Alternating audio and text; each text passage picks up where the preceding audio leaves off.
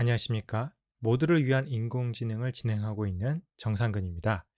오늘은 인공지능의 역사를 짧게 짚어보도록 하겠습니다. 인공지능의 역사는 생각보다 짧습니다. 인공지능을 구현하는 구현체인 컴퓨터가 세상에 나오고 나서야 본격적인 시작이 이루어졌다고 할 수 있으니까 아직 100년도 안 된 짧은 학문을 우리가 보고 있는 것이죠. 물리학이나 수학 같은 여타 다른 학문의 역사가 최소 몇백 년인 것을 생각할 때 인공지능의 역사는 매우 짧다고 할 수 있겠습니다. 인공지능이 어떻게 시작되었을까를 살펴보기 위해 한번 상상력을 발휘해서 컴퓨터가 막 세상에 나오기 시작한 1940년대로 가서 한번 생각을 해보시죠. 여러분이 그 당시에 지식인이라고 한번 가정을 해보는 겁니다.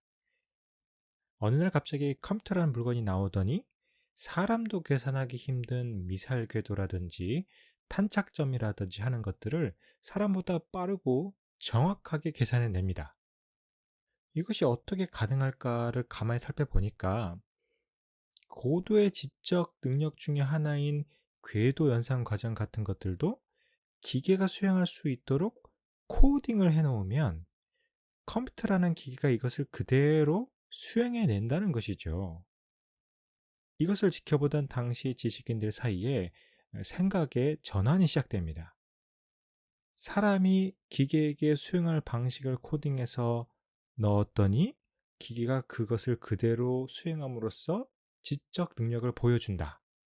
이것을 바꿔 생각해 보면 우리 사람이 말하고 듣고 하는 지적 능력들도 어쩌면 우리 머릿속에 그 수행 방식이 기술되어 있고 우리의 뇌는 컴퓨터가 그러는 것처럼 그것을 그대로 계산하고 수행하고 있는 것이 아닌가 하는 생각이 떠오르게 된 것이죠. 즉, 우리의 인지 과정, 지적 능력도 분석할 수 있다고 믿고 과학적 탐구의 대상으로 삼기 시작한 것입니다. 이것이 바로 인지과학의 시작입니다. 그렇다면 초기의 인공지능의 모습은 어땠을까요? 자연스럽게도 초기의 인공지능은 미사일 궤도를 계산한다든지 하는 수학적 연산 과정과 대단히 비슷한 형태를 취합니다. 즉, 사람의 지적 활동을 단순화시키고 이것을 기호와 연산자의 조합으로 표현하고 기계가 수행하도록 하는 형태를 취했던 것이죠. 바로 규칙 기반 인공지능인 것입니다. 이 당시의 생각을 용어로 정리하면 기호에 기반해서 수행한다고 해서 기호주의, 그리고 지적 능력도 계산을 통해 연산, 수행 가능하다고 믿었기 때문에 컴퓨테이셔널리즘이라고도 할 수 있습니다. 이런 규칙 기반 인공지능은 대단히 많은 인기를 얻습니다. 많은 연구도 이루어졌었고요. 그러나 명확한 장점들도 있는 반면에 특정 영역에서는 근본적인 한계를 지니고 있어서 점차 사용의 길을 걷게 됩니다. 대표적인 한계를 예로 보여드린다면 이런 걸 한번 보여줄 수 있을 것 같은데요. 여러분, 이것은 어떻게 표현하면 좋을까요? 아마 주먹 정도로 표현할 수 있을 것 같습니다. 그렇다면 이런 애매한 모습은 어떻습니까? 적당한 기호나 표현 방식이 생각이 잘 안 나시죠? 즉, 기호로만 표현할 수 없는 게 우리 세상에는 너무 많다는 것이죠. 이것이 바로 규칙 기반 인공지능의 근본적인 한계였습니다. 결국 규칙 기반 인공지능의 가장 큰 한계는 세상을 어떻게 표현할 것인가 라는 질문에 대한 답에서 어느 정도 한계를 지니고 있다는 것이었죠. 이를 극복하기 위해 여러 가지 아이디어들이 나오게 되는데요.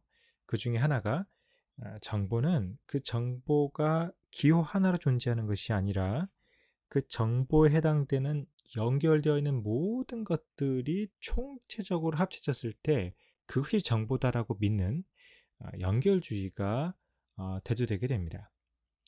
예를 들어서 고양이라고 했을 때 그 고양이는 고양이란 심볼 그것 하나로 존재하는 게 아니라 고양이와 연관된 모든 정보가 총합되어 있을 때 그것이 고양이에 대한 정보라고 믿는 거죠. 이런 생각을 구현하고 학습하기 위해 사용된 것이 바로 인공신경망, 즉 뉴럴 네트워크입니다. 이 뉴럴 네트워크는 1980년대부터 2000년대 사이에 대단한 그 전성기를 누립니다.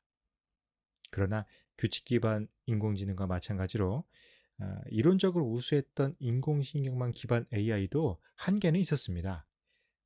그 당시에 컴퓨터를 활용해서 학습했을 때 그 학습 속도가 너무나 느렸고요. 또 그것을 충분히 잘 학습할 만한 데이터도 부족했던 것입니다.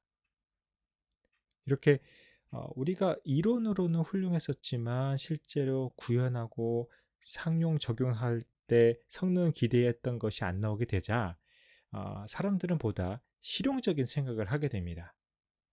즉, 사람의 신경망을 그대로 복사해서 인공지능을 구현하려고 하지 말고 우리가 풀고자 하는, 즉 인공지능이 풀어야 되는 그 문제에만 집중해서 해결 방법을 고민해 보자라는 그런 생각이었죠. 저는 이러한 흐름을 순수 통계적 인공지능 접근이라고 부릅니다.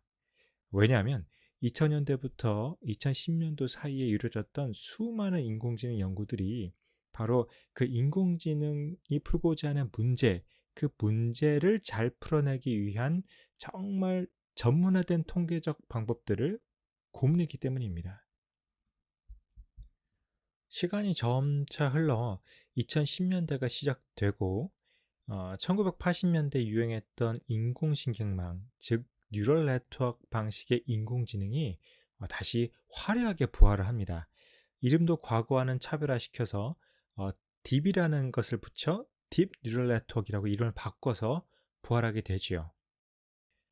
그 부활의 핵심에는 과거와는 차원이 다를 정도로 빨라진 계산 능력, 그리고 인터넷의 활성화를 통해서 만들어진 빅데이터가 있었습니다. 자, 전체적으로 다시 한번 정리를 해볼까요?